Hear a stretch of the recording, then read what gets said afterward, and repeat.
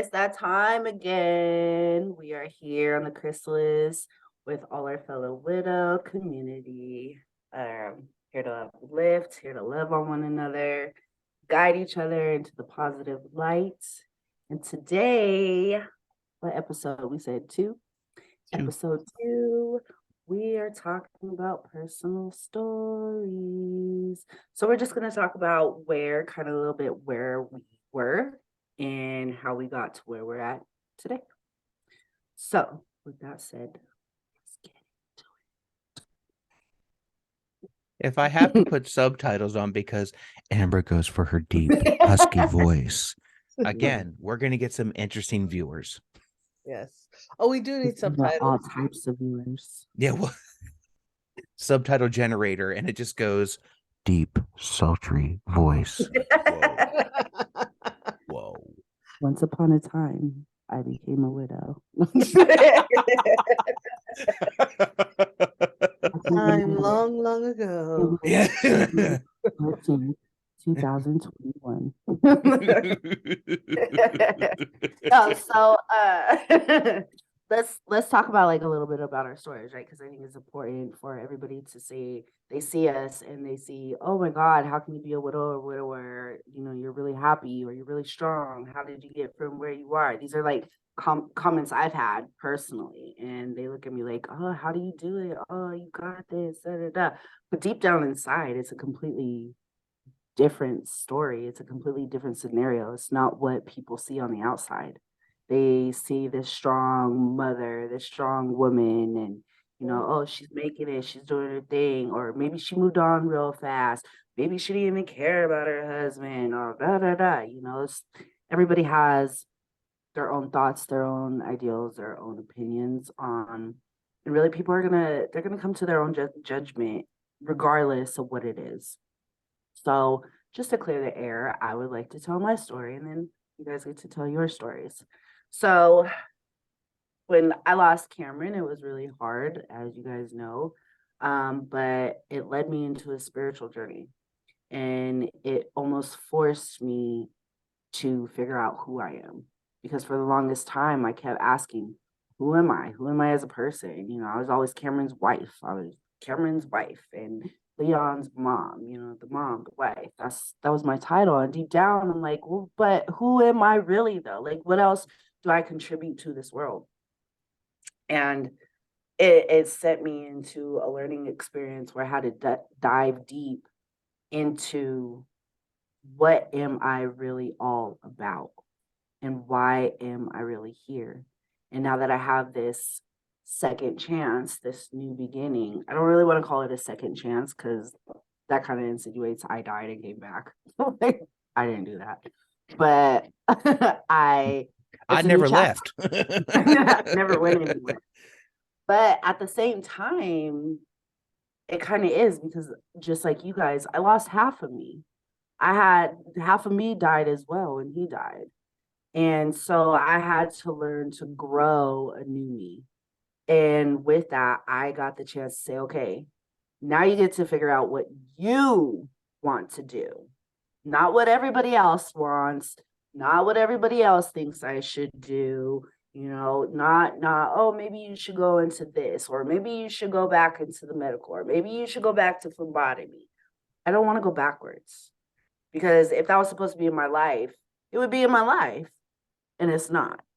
So it allowed me to say, okay, pick up a book and just read it. I've read more books in my life now, you guys, than I ever have in my life. Like in the last 6 months, I am almost 2 books in. One of them just because I really took my time on it and it changed my life. But it allowed me to start seeing the world in a new way. I started realizing, like Lee and I were talking about earlier, you know, people are really weird these days when it comes to relationships. And men act a certain way nowadays, women act a certain way nowadays. And I really had to figure out, where do I fit in that? And what footprint do I want to leave behind? Do I want to just leave a cookie cutter footprint behind? Or do I want to leave a memorable footprint behind? I want my foot in that sand so deep Like it takes a lot of water to fill it up. And then when it fills it up and goes away, you still see my footprint. Right. I want to be remembered for all the good things that I do. I want to be remembered for helping people change their lives. I want to be remembered for, damn, you know what? That girl went through a lot of shit, but she made it out and she helped me make it out. So now I'm kind of at the point in this life where it's like, how can I do better? How can I improve myself so I can take that information and those struggles and turn it into something positive, turn it into a guide for others? Because the way I see it, there's so many more coming after us that they're lost just as we are. And if we have the tools that we know that will help us and have helped us, why the hell can't we go back and give those tools to them so they don't have to go through all that? Because in anything in life, right, where people are always saying, if you've made it, go back and reach out, like the millionaires who come from the hood, go back to the hood and help those people. It's the same thing in our community. So where I'm at now in my life is I want to get the best of the best tools and resources. And I want to go and I want to test these out for myself to see if they work. So I can be like, okay, oh, that's where you're at. I got you. Don't even worry about. Oh, you're in this part of the shit show, right? Don't worry, we got you. This is what you need to do, and or at least test this out. I can't say this is what you need to do because it doesn't work for everybody. They have to figure out their own. So now I'm just kind of. I think I'm at the point of life where I've learned to trust my instincts. I listen to my gut response, my sacral response before anything. And it's really been, I don't want to call it a miracle, but it's really been beneficial. And I see the positives it gives to my kids as well. I see it in my kids, like all this work that I've been doing internally. I'm the more I talk about it, the more I radiate it through my energy, the more it's being picked up and the more others are embracing it and starting to feel it. Almost like when you go outside in the sun and you just feel the sun touch your skin and then you feel that heat going within you. It just feels like the sun is kissing you and hugging you in that embrace. And it's almost, that's what I want to give off to others. And I see it in my kids even. And I haven't been more proud of my kids than I am today just because of the growth. And I mean, they've gone through their shit too, and they're still going through it. So I can only imagine how it was navigating for me, for what it is for them, and like your children too. We don't know what it is that they're feeling or going through. So everything that I do, I think of myself first because you gotta save yourself, you gotta help yourself before you can help anybody else. But then I want to make sure, like, when I fill my cup and when I overfill that cup, is it something that I want to pour on to other people? So I make sure that what I'm filling myself up with is going to be love and light. It's going to be all good. If it's good for me and it's positive, no GMO nonsense, none of this made up crap, but pure honesty, pure love, pure understanding. And pass that on to my kids. You guys, it brought us now to a point. My 15-year-old, she just said to me the other day, Mom, I think I'm gonna save my money and I'm gonna start buying clothes from the Goodwill.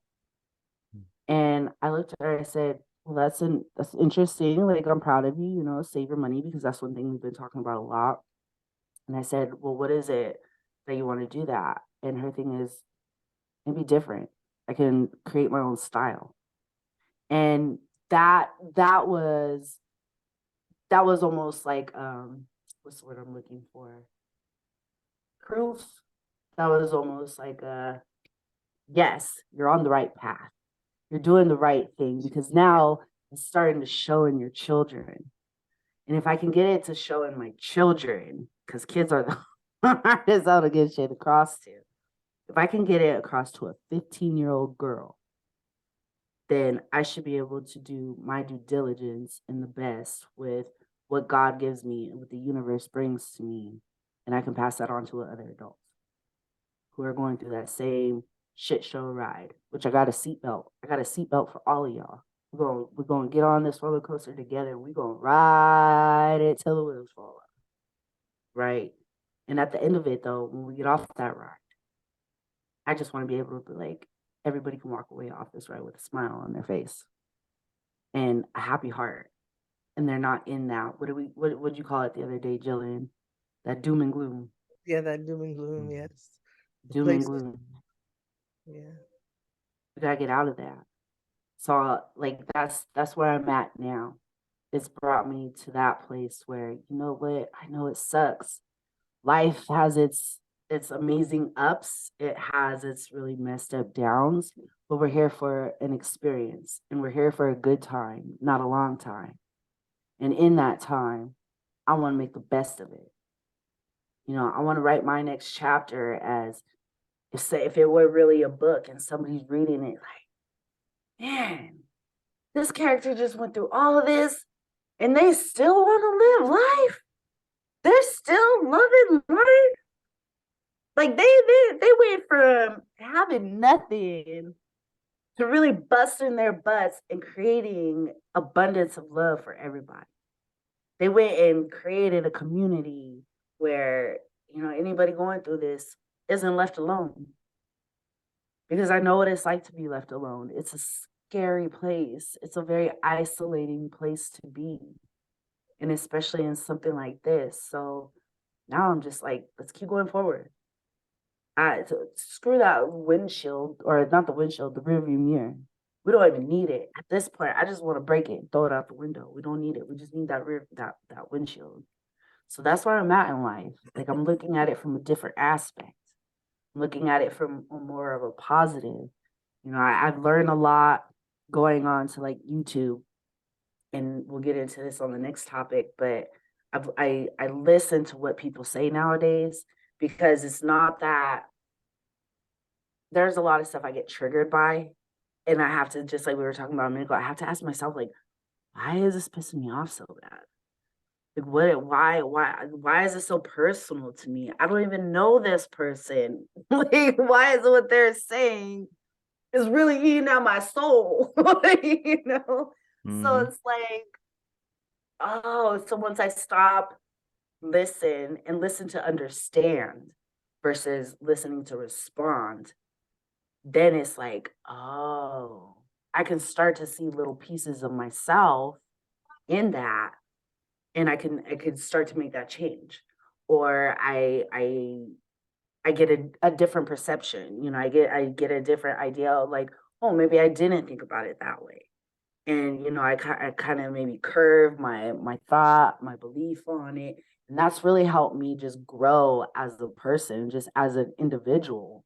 And I've become a lot healthier in a mindset way, which has led to me being healthy in a physical aspect.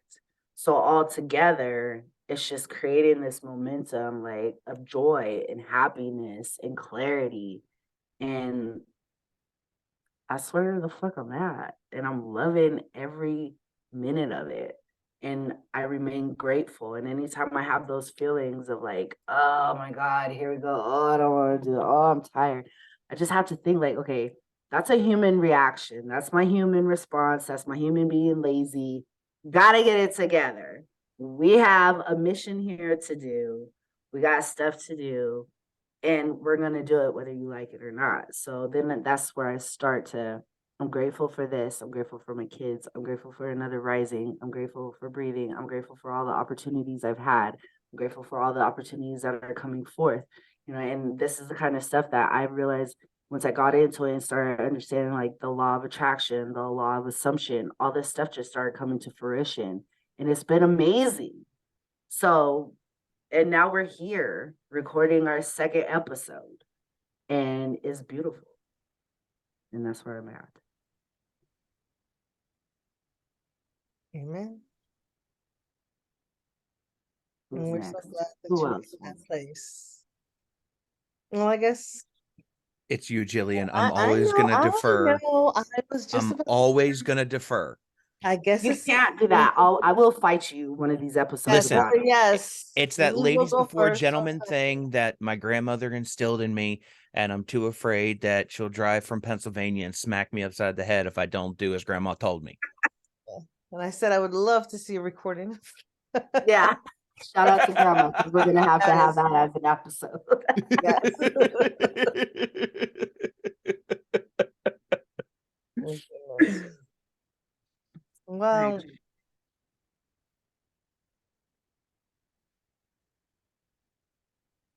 you know, when my husband first passed, and it was one of those things where I kind of felt like I was the last person to know. Like, and when I say that, I mean the nurses, the doctors. I never believed, like, I started believing on a Thursday that I may lose him. And then on Sunday I did. So it was pretty fast for me. And you know, it was crazy because that day when he passed in the hospital, I was supposed to go home. I was going to go home, shower, come back, because I had spent the night with him in the hospital because they said it was going to be like a rough night for him. So I spent the night in the hospital. And I said to, you know, his favorite nurse, and she was the head nurse, I think we, you know, she goes, I'm sorry. She said to me, we're out of crisis mode. We're out of, you know, I think we're good. We averted the crisis. And she was like, so you can go home. I said, I can go home and shower. She goes, yeah, you could go home and shower, do what you need to do, and then come back. Now, my brother was with him. So I was like, okay, like, Jeffrey, I'll be right back. And I couldn't leave for some reason. And within the time she said that he was going to be okay, and 10 minutes later, my husband was gone.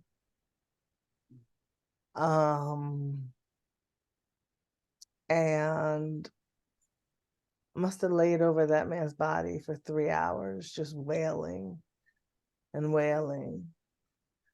And I mean, my grief was just, it was horrible. Like, it was,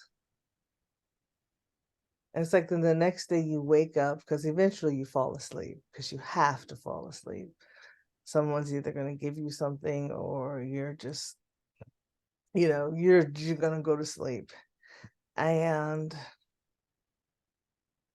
then you wake up the next morning, and for that brief second, it's like you almost forget about what happens or what has happened. And then all of a sudden, it's like it all comes rushing in. And, you know,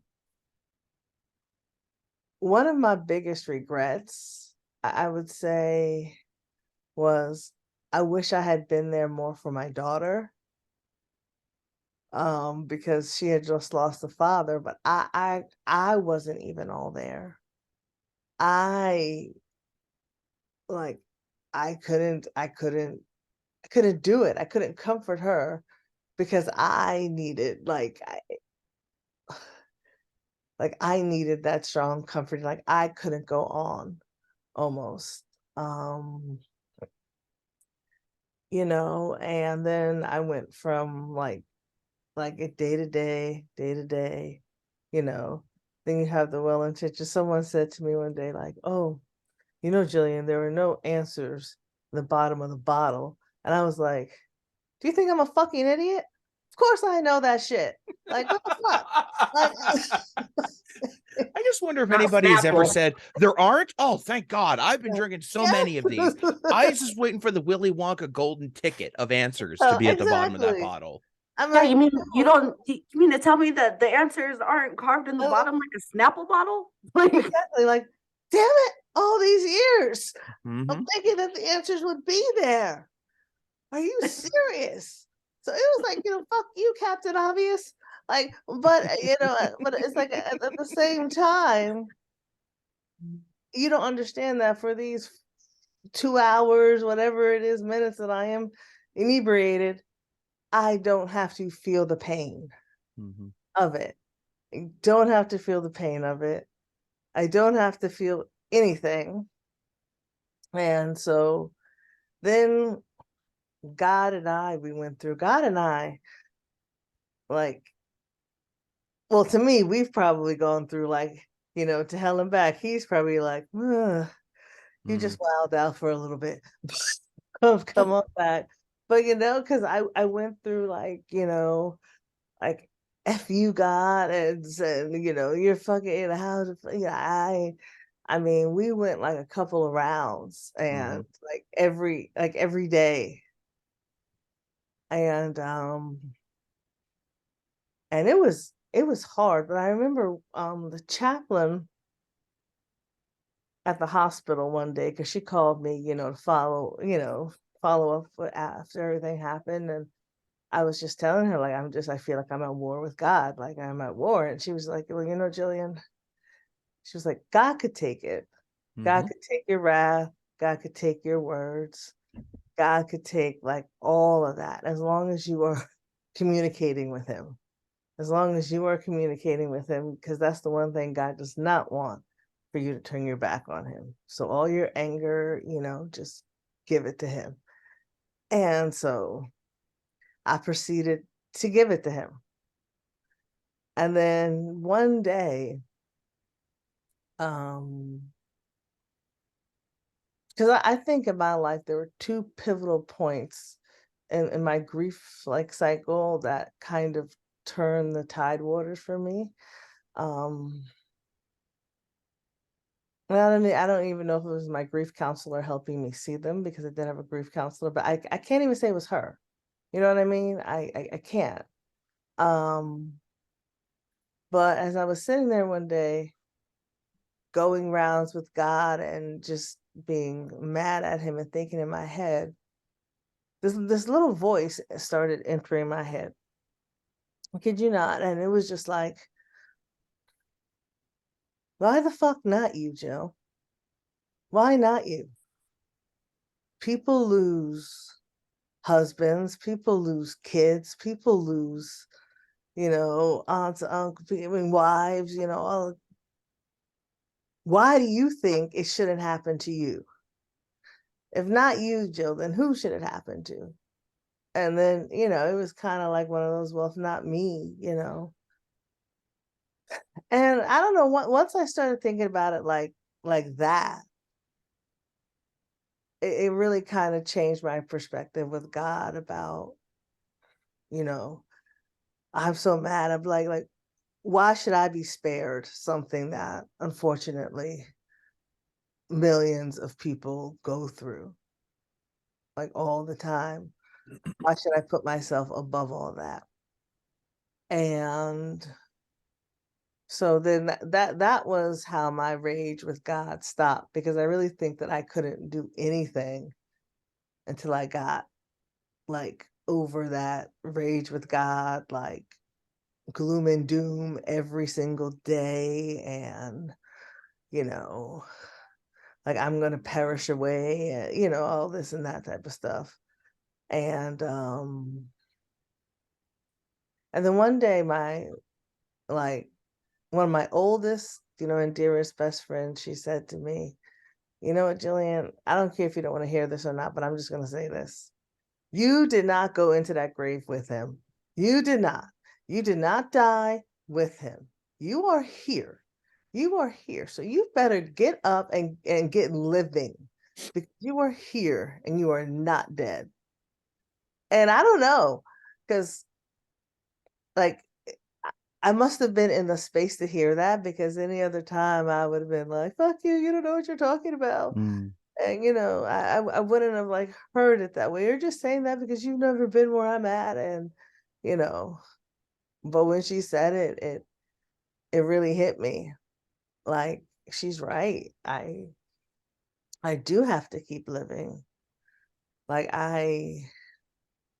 and then that sat with me, that like, just I have to keep living. And then it came to well, if I have to keep living, you know, who do I want to be? Because like Amber, I was like Richard's wife. That was it. I was just Richard's wife, Avery's mom. And even the kids at school, when I used to show up, hi Avery's mom.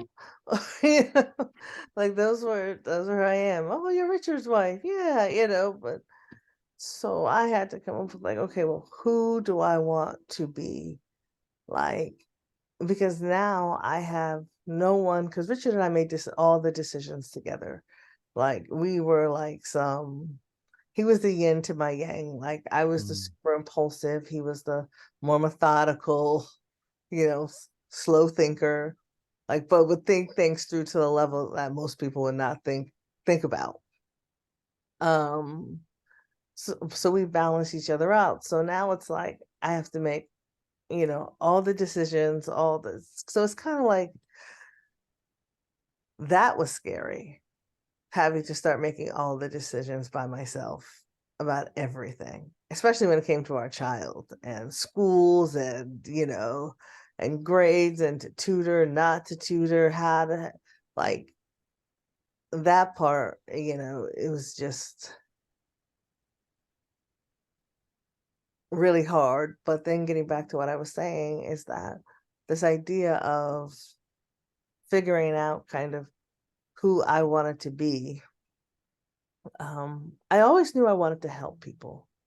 You know, I always felt like I was called to help people. I think that's why I got into teaching, because I really work very well with kids quite naturally.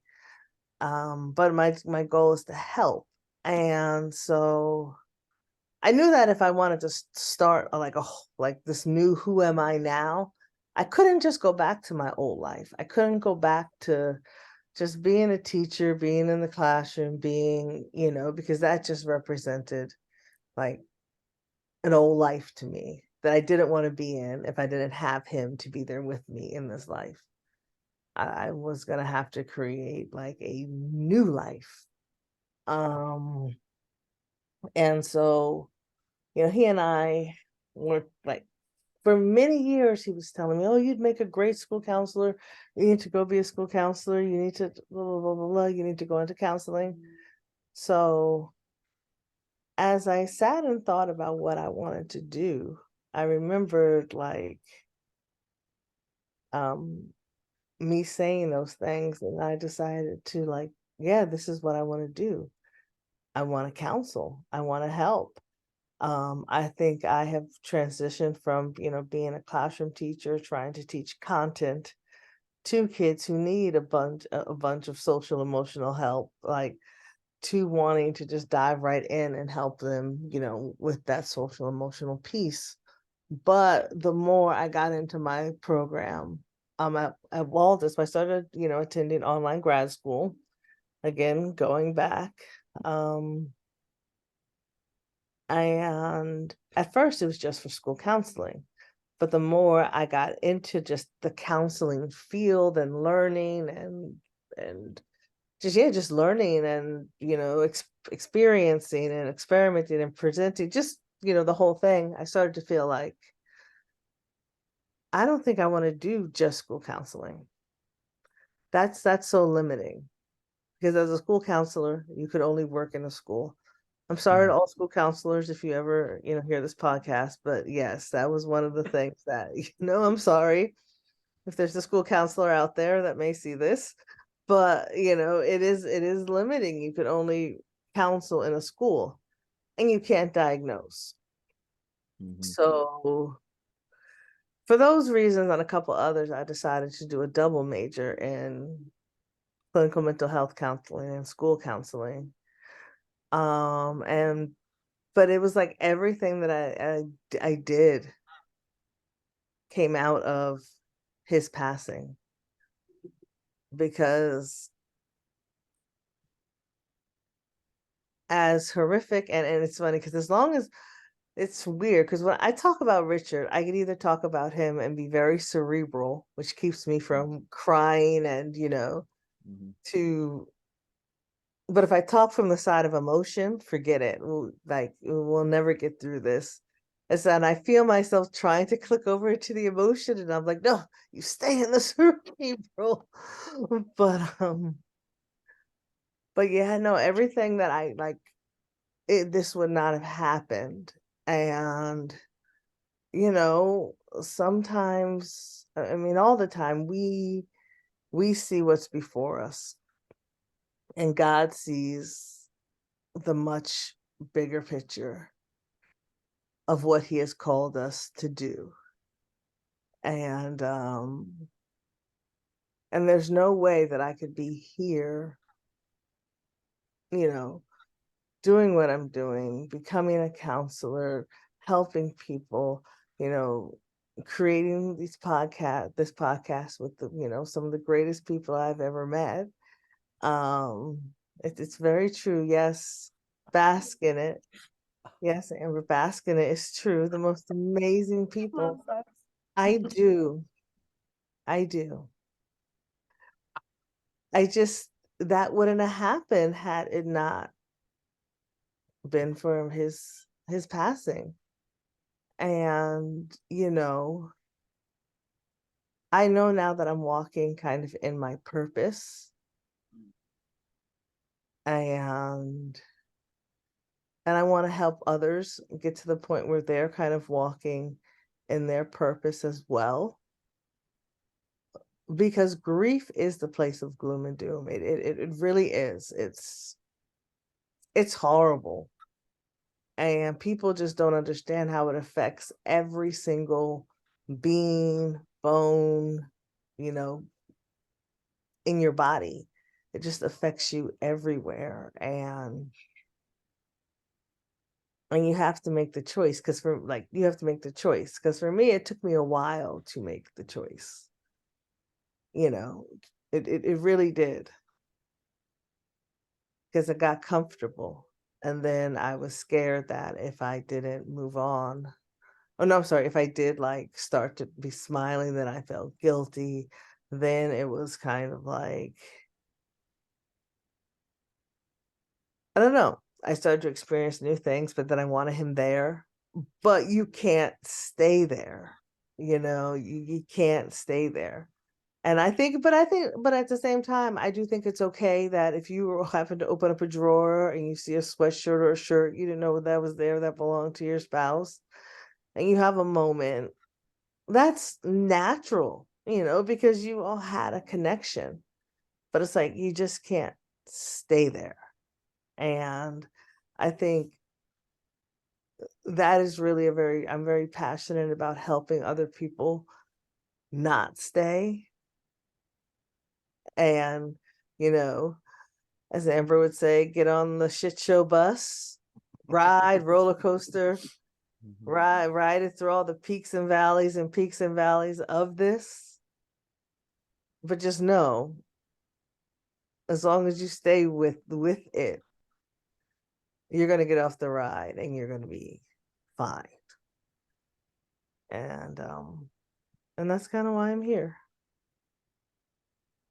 I love it. I'm excited and happy that you're here. My daughter speaks. My daughter sometimes, I'm sorry to change the subject, but my daughter's in there. Sometimes she's like, how did you know that, mommy? Or no one was supposed to know that. She's so fucking loud. That's why I know all her business. Talking to her friends. Like, Mm-hmm. she's so loud. Yeah, the fact that my children don't have an internal volume button has made some things incredibly easy as a parent, other times incredibly awkward. No, but I could hear her. But all right, Lee.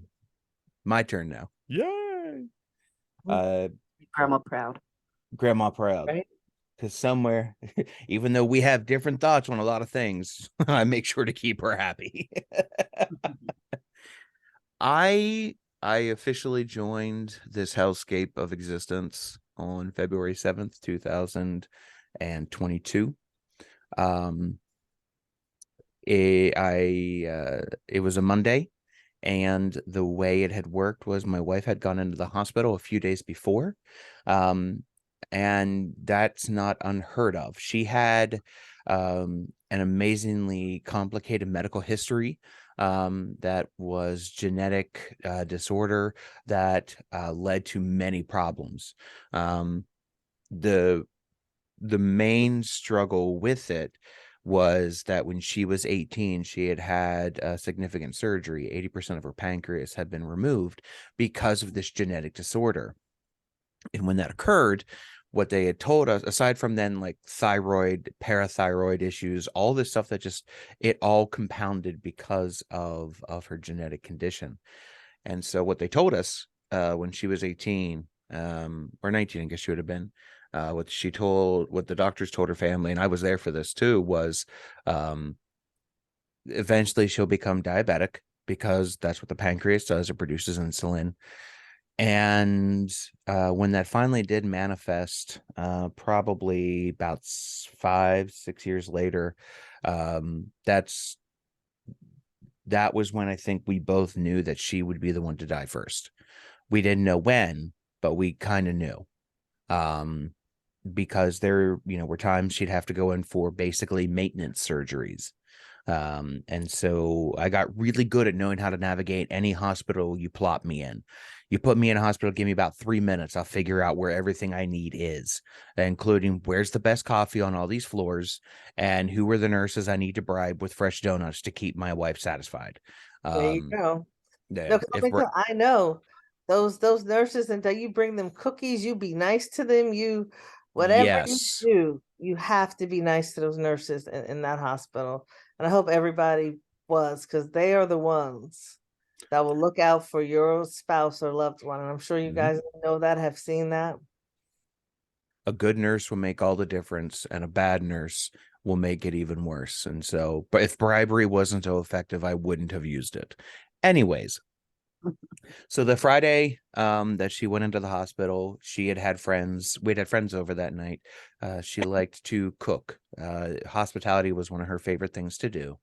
And so she had made a big pot of her chicken and wild rice soup, although I like to call it wild chicken and rice soup, as though the chicken were wild and were taught a lesson. And now she made up these whole stories because I'm an idiot. So anyways, we had our friends over, and for a couple of days prior to that, she had indicated that she wasn't feeling real good. Well, a month before that, we had both had COVID. Pretty rough. Actually very rough. I was almost hospitalized, and she probably should have been. But she was also a stubborn ass mule. And so that wasn't going to happen. So she said she wasn't feeling good, and it took a lot for Ashley to admit that she didn't feel good. Because she was the smartest person I'd ever met. And her belief was, well, she'll just think her way out of it. Okay, hun, do that. Let me know how that goes for you.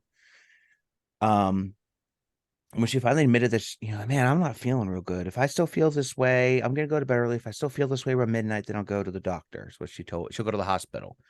Or if I feel that way around midnight. I said, no, you go now. She said, why? I said, because it's Friday night, and if you go on a midnight on a Friday night after the idiots have had a chance to run around town and make the medical staff have to deal with complete stupidity, it's going to be worse for you.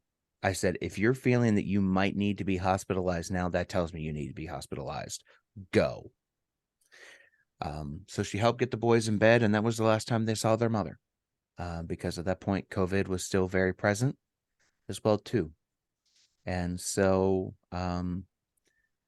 the diagnosis of what was going on with her kind of went up and down. It kind of was a few things that kept going.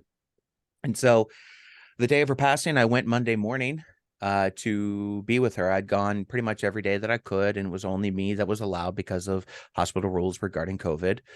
And so in going to spend time with her, spent a couple hours and helped her get into the shower stall to get cleaned up, because my wife was a terrible hospital patient. If she were here, she would tell you she was fine. She was a liar. Every time she was in the hospital, she was a terrible hospital patient. And then she would justify it as though that somehow made it okay.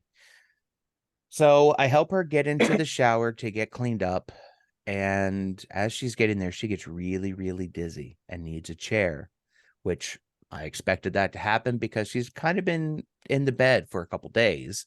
I don't expect her to be real strong. I don't expect everything to be working right. So I have the chair, and she says to me, "Whew, that was scary. I've never had that happen." I know, babe. It's okay. We'll figure this out. So she gets cleaned up. I get her back in bed, and then I got to go do grocery shopping.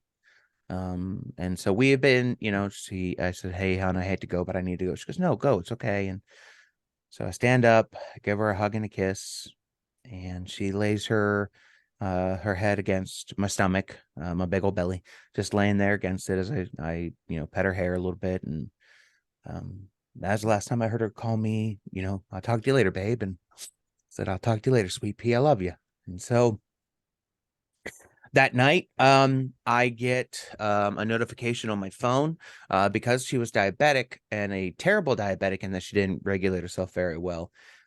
She had a system, CGM, a constant glucose meter, that when her blood sugar dropped to a certain level, it would notify me.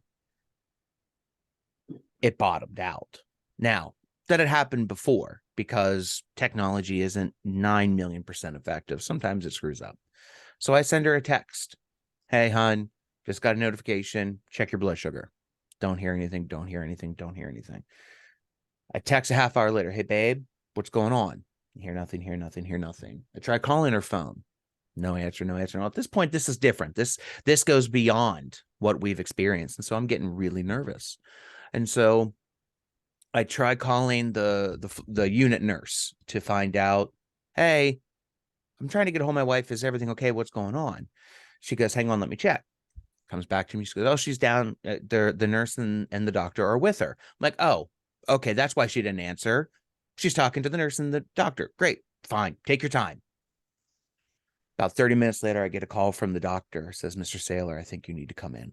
"I'm sorry. What happened?"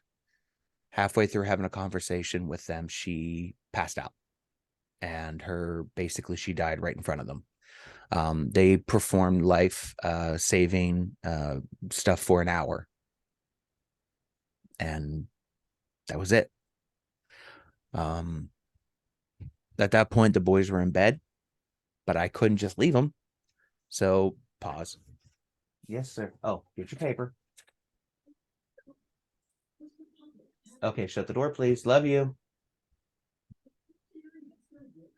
I didn't cue that. He just does whatever he does. I call a friend of ours, one of our best friends, to come over and just sit in the house while I go.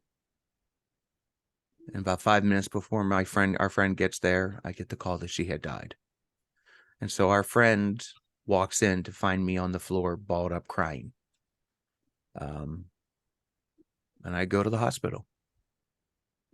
And they had cleaned up my wife to the best of their ability. And I sat there. And I bawled. And I spoke to her. And I said, "I don't know why you did this. I don't like any of it. I miss you terribly. And I don't know what the fuck I'm going to do." And so then came other hard calls. I had to call her father, who he and I we're thick as thieves. You can't leave us two alone because we'll get arrested for stupidity. But my wife's mother passed away when my wife was 9. And so now I have to call and tell him that his daughter passed away too. And he's 6 hours away. I have to call my family and tell them the mother of my children, the woman I love, is dead. Now, at this point, I'm aware that I am it. But because of my role in my job in life, I also know I've got 2 glorious children who are also amazing and equally part frustrating. And I don't want them to lose their father too. And this is where my sisters became fucking legends. So I have a complicated family history. It's all messy, all gloriously messy, except with my sisters. They flew from Boston and they basically lived with me for 2 months. Their boss of their company, when he heard what happened, said, go away. You take care of your brother, your family, whatever they need. You go. Don't worry about a thing here. And it wasn't just one of those obligatory things. No, he meant it. And he pushed them. And they said, okay, well, we'll come back. He said, the hell you will. You go. And so that first week of having to make all those shitty decisions, of having to make all those phone calls, of then having to sit in silence, waiting for what the hell's the next thing, about wondering, when am I going to sleep again? When am I going to eat? When did I eat? When did I shower last? Have I used the bathroom in the past day? Where are my kids at again? Like, and there was laughter in those moments because there's always laughter. But I couldn't text her with them. And that was one of the things we had. Her ability to find perfectly appointed gifs and memes, fucking legendary. She could find the funniest things and just send them randomly, and I would be giggling. No, I don't have that. I don't have that person. And I knew as well too that the way I do my job, I'm a pastor. For those who are maybe just hearing this for the first time, I'm a pastor. I knew that I couldn't pastor in that state of mind, because my emotions very much help me understand what I'm doing. And my emotions at that point were just a raw nerve. And my church did what all churches should do, and yet so few do, which is they said, we got you. You do what you got to do. We got you. I live in their house. I live in a parsonage. For months, they paid my salary while I did nothing. And whenever I was able to start back to work, they said, we know it'll be hard. So if you need to take time and space and go, just go. I've been a very loud proponent of trying to normalize the things that so often in our culture we have stigmatized. One of them is mental health. I've made it patently clear to everybody and anybody that as much as I am a charming, wonderful human being, because I am also one who suffers from anxiety and depression, and has for a very long time in my life. And so as I decided then to engage in this life, this hellscape, this scarred living, I was going to make sure of a couple things. First, I was going to raise these boys to be the men that their mother wanted them to be. That they will never question how much they're loved. That they will be the type of quality person that their mother wanted and was. And that they will always know how proud their mother was of them. I also then made it a point to not be silent. Grief can render us mute because it is uncomfortable. Nobody wakes up in the morning and goes, excuse me, yes, I decided that this morning I would like to have my world rocked, devastated, and utterly destroyed. Can I grieve? No, you never see that on a DoorDash. You never see that on an Instacart. Why? Because nobody fucking wants that. But it's something we all have. What's that? Yeah, you don't find that on a Hallmark card. No. Yes, buddy. Okay, Preston. You can watch Preston. Shut the door. I love you. Okay, I love you. There are certain YouTube things that are geared for kids that I hate. Yes. So he has to check to make sure I'm okay with them. I digress. And so I made it a point to show that as a pastor, it doesn't matter. I'm a human being who is grieving the loss of somebody I had committed my life to, that I had opened up to, that was, the joke, my better half. No, she made me a better half. Not only was she my better half, she made me a better half. And I was going to be damn sure to tell that story about what it means to grieve and to make it so that, yes, it might be uncomfortable for others, but it's what we're going through. And so I wanted to make sure that I told my story so that if somebody had any inkling of a story that connected in some way to mine, that they wouldn't be isolated, that they wouldn't be pushed away, that they wouldn't feel ostracized. The amount of doom and gloom and horror stories I have read and heard from the widowed people like us who have been abandoned by their families, who have been pressed back into work because they didn't have an opportunity. And even those who maybe the death was actually a blessing, but there's still grief and they don't know what they're feeling. All I keep thinking is, why aren't we talking about this?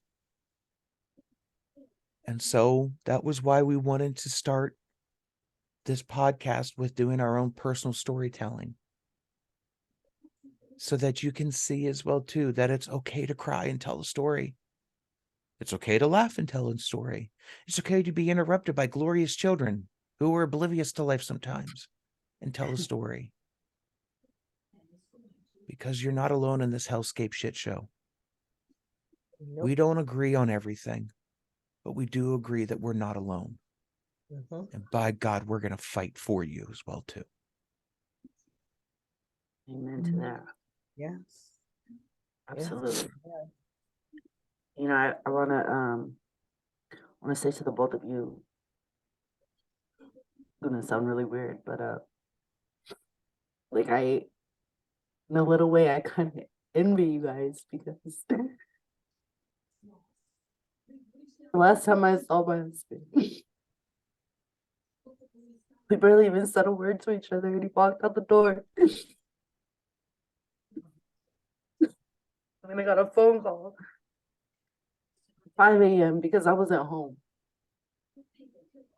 Decided I was gonna go hang out, and I just wasn't paying attention to the time. And looking back on it, I just think, like, of crazy as it is, I don't think I was supposed to be there. Because if something were to happen, everybody keeps telling me, Amber, if you were there, neither one of you would probably be here. I didn't get to say goodbye to him. And they wouldn't even let me see him at the hospital. And every day that eats at me. And I've been more. First, I was really angry with him for leaving us.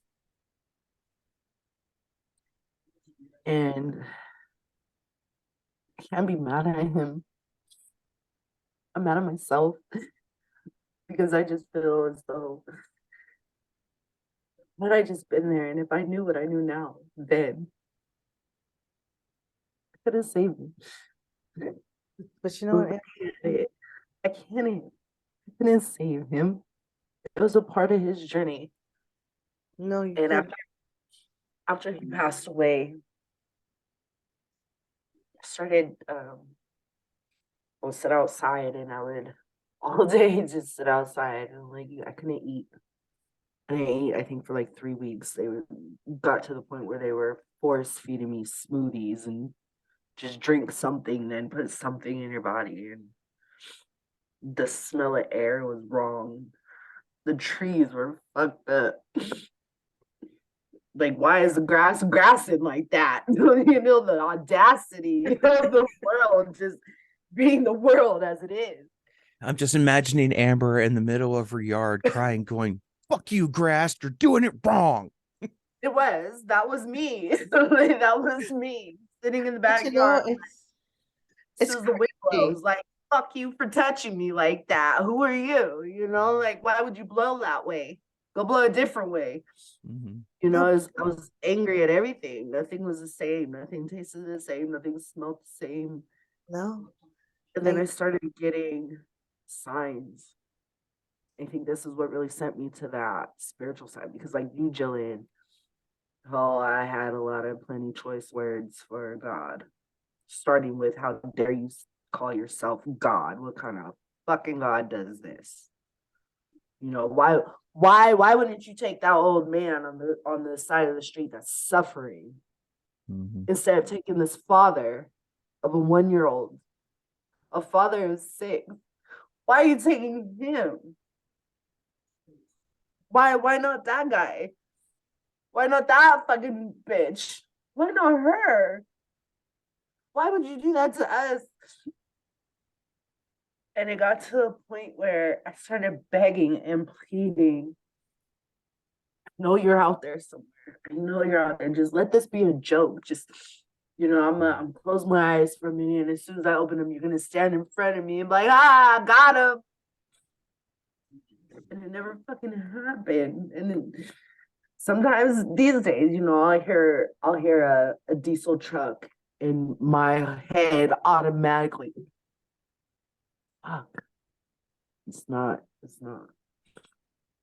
And you know, I started getting signs like 3 deer in the middle of the city limits. Like, what? Balloons. Anytime I would talk to him, things would start happening. I remember he died June 13th. Our anniversary is July 7th. And that morning I woke up with the feeling of he came into the room. Like I felt him. I felt him sit on the bed. I felt him hold my hand. And I woke up like, oh my God, he finally came home. He came home. He's tired of playing this fucking prank. He came home. And when I woke up and I didn't see his hand in mine, it's like, what the fuck? So I got out of bed and something was just alive in me for some reason. And I couldn't figure it out. I didn't know. But I went about my day. And I remember blasting the music. I remember taking the Bluetooth speaker into the bathroom, which I never did. And I played that song Mirrors by Justin Timberlake. Mm-hmm. And in the beginning of it, it has like a little video. And then he starts the first verse. Not that day, he didn't. That day, in the shower when that song went off, the chorus started and it came on loud. The I don't want to lose you now, loud as fuck. And at the end of it, there's the part where he's like, you are the love of my life. And that repeats a few times. And I'm sitting there like, my ears were like really chiming into it. And in my head, I was like, I can hear him. He's singing to me in the song. And then all of a sudden, I got this really weird, not even body chill. It was a bone chill. And it started in the back of my legs, down my legs, up my back. And all I could think was like, oh my God, it's him. It's all I could think of. Like, I just knew. I knew. And I got out the shower, continued my day, and I told my mom, I said, listen to this. And I replayed the song. She was like, that's not how it started. I said, I know. And then she let me go about my day. And then I started getting, and I think I told you guys this before, I started getting messages that day. Happy birthday. Happy birthday. And it was from my family. And I'm like, you guys know my birthday's not today. Why the fuck are y'all telling me happy birthday? And then I realized Facebook had our anniversary set as the birthday. Mm. And I went to my mom and I said, today's our anniversary. And she said, yeah, I know. And at that moment, I broke down. It's like I've been fine all day. But then I realized that, you know, even though we're not, our bodies physically go, but our energy and our spirit remain for as long as we need them. And they always come back when we need them. And after that, I started I got a water drop on the back of my leg one day randomly. And I told you guys I didn't get to see him at the hospital. I didn't get to see him. The first time I saw him after he passed was 2 weeks, 3 weeks later when we had services. And I don't know what the fuck they did, but he reeked. Like it was the smell of absolute death. And it smelled like Clorox and fucking perfume or whatever. I don't know. It was just like, what is this? And we went back to the house. I thought the smell was lingering. But then I started realizing it was him. He was coming and going. I don't know if it was just the residual energy left over or if it was him coming back and saying, you know, it's okay, I'm here. I got you guys. It's okay, I'm here. But even to this day, I started realizing like when I really need him the most, I have to just close my eyes and just know that he is there. Because I remember the pastor telling us, we are in death as we are in life. And that stuck with me so hard. And now to this day, it's just, you know, like you said, Lee, I have to tell and I have to give that to my kids. You know, the love from not only me, but know that your father does love you, even though he's here. And it's the hardest thing to do with the little one. My 3-year-old is constantly, I wish daddy was here. I wish daddy was coming. And I'm always having to tell her, like, he's here. He's with you. He's always watching you. He's always coming around when we need him the most. And he does. Our truck broke down. I ended up getting a new car. And when I went to go hook up the Bluetooth from my phone, the last owner was Cameron. Mm-hmm. And anytime I see his name at those random moments, I just know that God has him. And I know that all the stuff that I told God, and as much as I cussed him out, he never left my side. Mm-hmm. And I remember the day I was like, okay, I do fully believe in God, because I was going through insurance and my training and all that. And it was the day I went to go take my test for the second time. And before I left, I sat on the toilet and I cried. And I said, if you are real, right now is your chance to fucking prove it to me, because I will turn my back and I will no longer ever believe that there is a God. I will fight anybody who tells me there's a God. I will cuss you the fuck out. I will no longer believe in you. And I got in that room to take that test. And I was freaking out. I'm not a test taker. And I took a breath. I opened up my eyes. I don't know if it was God. I don't know if it was my husband. I don't know if it was just a fucking angel. All I know is God proved himself that day and showed me a light of an angel in that room with me and said, you got this. Mm-hmm. Take this test. I walked out of that room after going through the test in like 10, 15 minutes. I said, if you're telling me this is true, then you're going to help me with every fucking answer right now. And I hit those buttons so fast in that test. And I walked out that room and the lady said, if that printer prints out 2 pieces of paper, you passed. Mm-hmm. And I heard the words, but I didn't actually receive it. Mm-hmm. And she's standing there and she says, congratulations. Mm-hmm. And I said, what does this mean? Did I pass? She said, well, I told you if the printer printed out 2 papers, you passed, right? Don't ask me to repeat myself. I fell right there in that office. I fell to my knees and I started crying. Mm-hmm. And all I could do was thank you. Thank you, thank you, thank you. And from that moment on, I knew like no matter how hard this fucking shit show ride is gonna be, I know I'm gonna have my moments. I know I'm gonna cry. I cry when I hear other stories. I cry when I think about my own. I cry for my kids. I have those moments just like the rest of us do. But like y'all said, it's a choice. It's a decision, and probably one of the hardest decisions aside from what the fuck do I do now after our loved ones leave. It's what do I do now? Mm-hmm. Do I stay here in this doom and gloom, or do I continue on and live a good life? And I think for all of us here now, it would be safe to say, and for a lot of the members in our group, I think it's safe to say that we chose to live life because we are still here. And you know And what? a lot of it, we have to dedicate that to our loved ones. And I made a promise to my husband. I fucked up a lot in our relationship, I know. But right now, I'm going to do every fucking possible thing I can do the best. And every good thing I do, I'm going to dedicate it to you. I'm going to dedicate it to us and our children. And that's what I was going to say. The whole idea of just living in honor of them. And, you know, because when I think about Richard and, you know, his passing and thinking about his life and all that he wanted to do, and sometimes even waited to do, because, you know, we all take time for granted.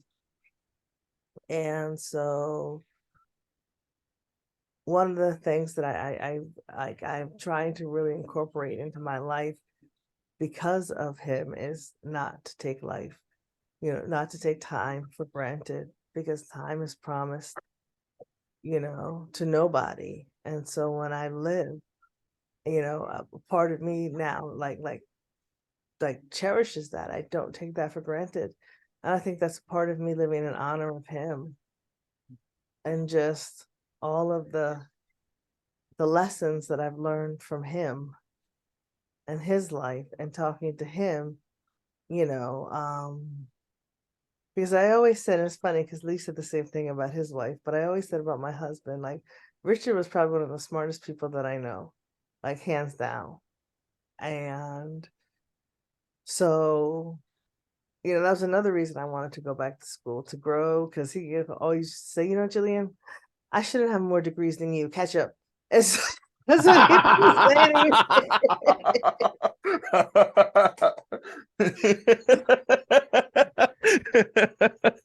Oh, yeah. I'm on my way. Come on, let's go. Hurry it up. Exactly. Come on, slowpoke. Running circles around you. It really does. It really does give us like a new outlook on life, right? And after losing a husband or a wife, it really does give you a whole new perspective on what life really is about, and what we really are here for, and what we are capable of accomplishing in any which way. And, you know, it's a blessing in disguise sometimes, as much as it hurts. Sometimes we have to experience a tremendous amount of pain, a tremendous loss, for us to really reach what it is that we're doing here individually. But I do commend you guys. And as usual, I'm always grateful for you guys. And I'm loving that we're doing this. And I can't wait to continue on and see what all our other episodes are. I can't wait to hear what all of our listeners have to say and their stories. When we start taking, like, you know, having guests on and stuff, and yeah, I'm excited. I'm excited for all that's to come, and just to be on this ride with you guys. Yes, absolutely. Lee Bob, you want to take us out? Yes, I will end us. Wow, that sounded terminal. I didn't mean for that to happen. As we come to dark humor. We are done. As we come to the conclusion of the second episode, friends, our hope is that you are hearing not a reflection of your story, but glimmers of your own, so that you may feel empowered to tell the story that you have, whether it be a story of struggle with a relationship that found a conclusion, or of a loved one who passed suddenly, or whatever it is that you're at. Please know that in our group, with this world that we've inhabited, that we have worked to create, your story is important, and we want you to feel comfortable telling it whenever you're ready. And so, sisters and brothers of this crazy hellscape shit show ride, we look forward to seeing you again. Thank you.